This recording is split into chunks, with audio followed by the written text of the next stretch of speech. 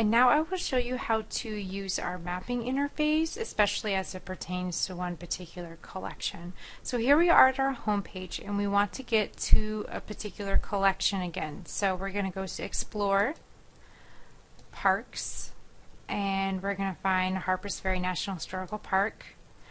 And this is again our park landing page with the collections listed down here.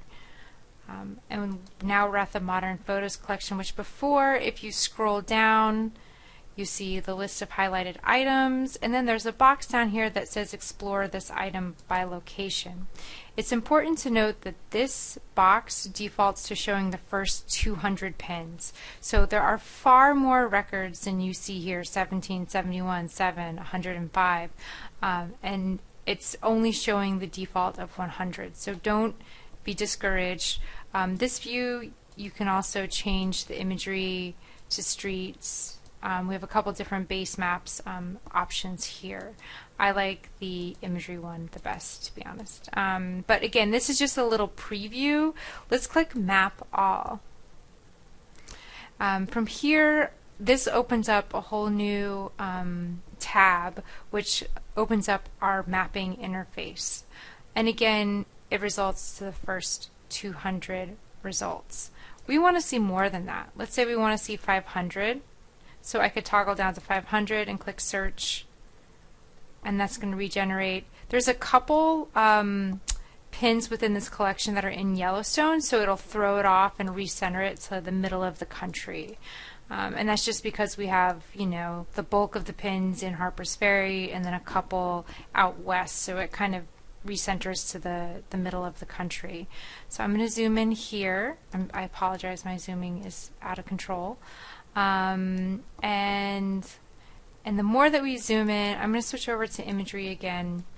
And the closer that we zoom in, the clusters spread out and align themselves with buildings. I'm working with our programmer right now because I don't think these are refining enough, and they're not showing the exact pins. Let's say I created a pin for each one of these buildings here. It's not giving me the refined information that I want to appear. So we're working on that right now. I'm going to go ahead and update this to all. Now, if you're in the park and your internet connection is slow, this probably won't work and load. But if you know you're at a place where you have good internet, I typically have good luck with opening things up to all. And a prompt will come up and say, are you sure you want to do this? It's going to give you more than 1,000 results. I click OK, and it'll take, you know, a minute for it all to load. And again, it sets me out to the middle of the country, so don't be confused. And we're going to zoom back in on Harpers Ferry.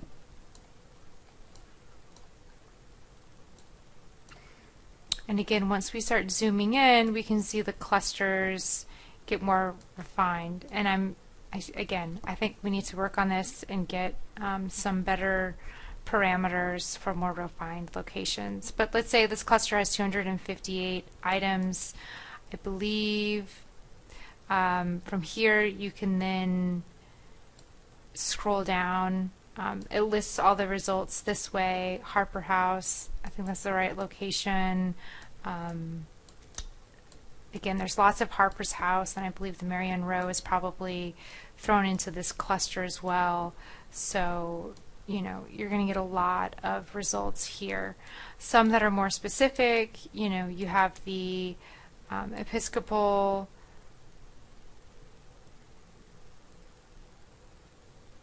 church ruins, which is good because these match. And